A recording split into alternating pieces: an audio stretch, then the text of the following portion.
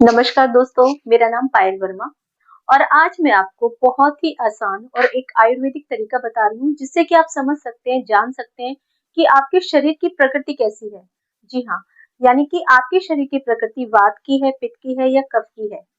इसके लिए आपको करना क्या होगा कि सबसे पहले सुबह का समय लीजिए, खाली पेट जब आप हों, शांत हों, एक स्थान पे बैठें और अपने सीधे हाथ की मिडिल फिंगर और अंगूठे की सहायता से आपने अपने दूसरे हाथ की कलाई को पकड़ना है।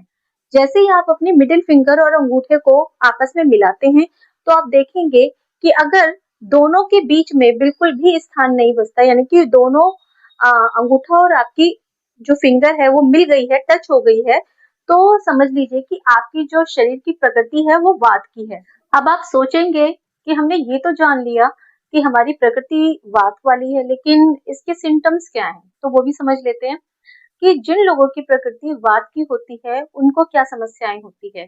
उनको नींद कम आती है, उनको जो त्वचा होती है उसमें ड्राइनेस रहता है, जल्दी थक जाते हैं और बेचैनी भी होती है। ऐसे हम समझेंगे।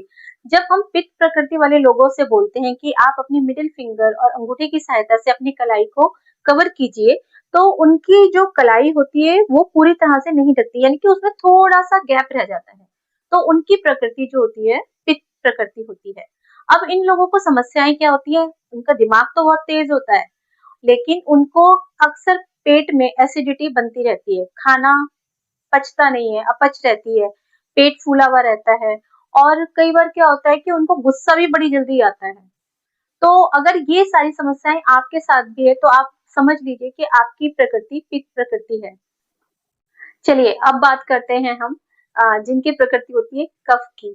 तो जिन लोगों की प्रकृति कफ की होती है, तो उनकी जो कलाई होती है, वो थोड़ी मोटी और चौड़ी होती है।